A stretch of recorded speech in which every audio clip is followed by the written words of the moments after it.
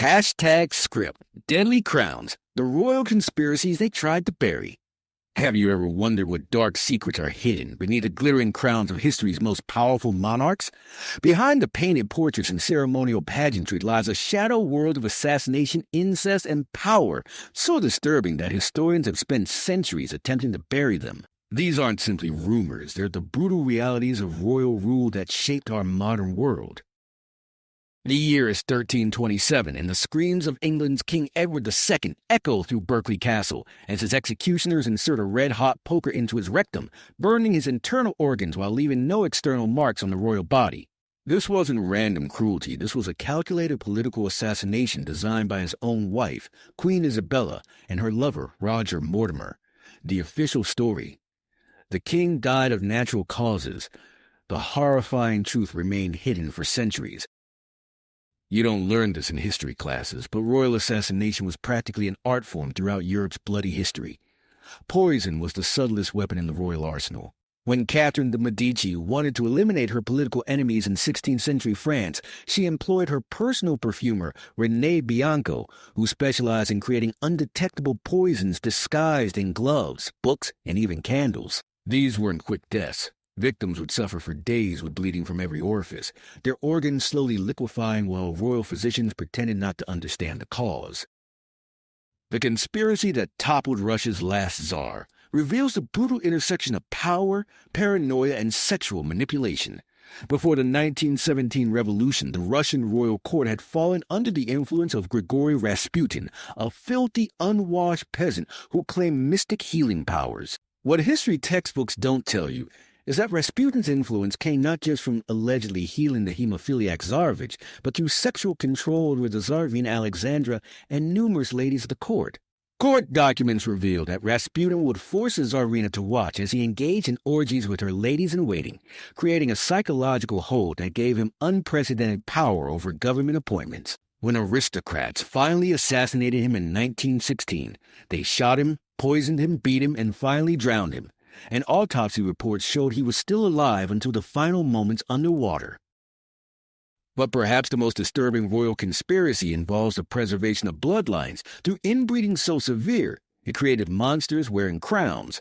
The Habsburg dynasty ruled much of Europe for centuries, but their obsession with dynastic purity led to one of history's most horrifying genetic experiments. By the time Charles II of Spain took the throne in 1665, generations of Habsburg intermarriage had produced a king so physically deformed that he couldn't chew his own food. Royal physicians' records describe a man with a jaw so severely protruding he couldn't close his mouth, constantly drooling and suffering from intestinal problems so severe, his body would regularly fill with a black putrid substance that would leak from every orifice. Court documents revealed the conspiracy to hide Charles's condition from the Spanish people, a network of servants employed specifically to wipe the constant drool from his chin during public appearances and specially designed clothing to hide his deformities. The most shocking detail comes from his autopsy. When physicians opened his body, they found a heart the size of a peppercorn, lungs corroded, intestines rotten and gangrenous, a single testicle as black as coal, and a head full of water instead of brain matter. The Habsburg conspiracy to maintain power through inbreeding had created not just a king, but a medical aberration so severe that modern geneticists estimate his genome was more compromised than if his parents had been brother and sister. The conspiracy to conceal royal madness represents one of history's longest-running cover-ups. When King George III of England began showing signs of insanity in the late 18th century, a secret committee of physicians subjected him to treatments so barbaric they border on torture. Recently uncovered medical journals revealed that the king was strapped naked to chairs for days, blistered with hot irons to draw out the madness, and force-fed concoctions that induced violent vomiting and diarrhea. During his episodes, records show he would speak for days without stopping, his words becoming increasingly incoherent as he foamed at the mouth and attempted to sexually assault his female attendants. The conspiracy required dozens of courtiers, physicians, and family members to maintain the lie that the king was merely suffering from temporary illnesses. Modern analysis of preserved samples of the king's hair revealed extremely high levels of arsenic, not from assassination attempts, but from the medicine his doctors were administering. The royal physicians were slowly poisoning the king while pretending to cure him. But perhaps the most shocking royal conspiracy involves the true nature of succession in European monarchies. The carefully maintained fiction of royal bloodlines disguised a disturbing reality. Many heirs to European thrones were not the biological children of kings, but the products of arranged infidelity. Court records from Francis Louis XVI reveal that when the king proved unable to impregnate Marie Antoinette after 7 years of marriage, royal physicians secretly arranged for the king's brother to serve as a sperm donor, not through modern medical means, but through actual sexual intercourse sanctioned by the court physician while the king was drugged and sleeping nearby. This royal substitution was so common a practice that some historians estimate up to 20% of supposed royal heirs were actually conceived through sanctioned infidelity. The conspiracy extended to elaborate theatrical performances on the wedding nights of impotent kings.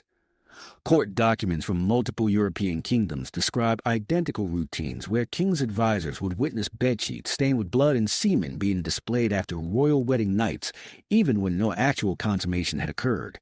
These sheets were prepared in advance with animal blood and human semen collected from virile young courtiers.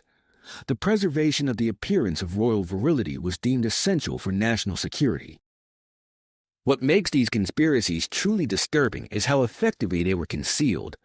When Sweden's King Erik XIV began showing signs of paranoid schizophrenia in the 1560s, court records reveal a conspiracy involving over 30 nobles who worked in shifts to create an elaborate illusion that the king's increasingly deranged orders were being carried out. Behind his back, an entire shadow government operated, forging royal documents and staging fake executions of people the king had condemned while actually smuggling them out of the country.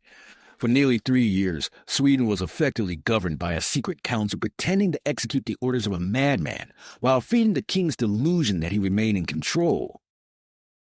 The most deeply buried royal conspiracy involves the true nature of royal succession itself. The divine right of kings, the idea that monarchs were chosen by God, was the foundation of royal power for centuries. Yet palace documents reveal this was understood by the royal families themselves to be nothing more than useful fiction. Letters between European monarchs from the 16th century show they explicitly discussed their rule as a necessary deception and a grand performance to control the simple minds of their subjects. One particularly chilling letter from Holy Roman Emperor Charles V to Henry VIII of England discusses techniques for manufacturing public miracles to reinforce the illusion of divine selection. The ultimate royal conspiracy isn't about a single event, but the systematic manufacturing of alternate history. Royal chroniclers weren't simply biased. They were the original propagandists, creating elaborate fictions that have been absorbed as historical fact. The Spanish royal archives contain original manuscripts of official histories alongside the private instructions to chroniclers detailing exactly which murders, incestuous relationships, and failed military campaigns to omit or transform in the official record. These aren't simply historical curiosities. These royal conspiracies fundamentally shaped our modern world. The madness created by royal inbreeding influenced Europe's wars and boundaries. The hidden power struggles behind royal assassinations determine which nations rose and fell. Even today, the carefully constructed mythologies around royal families continue to influence politics and culture in countries with monarchies.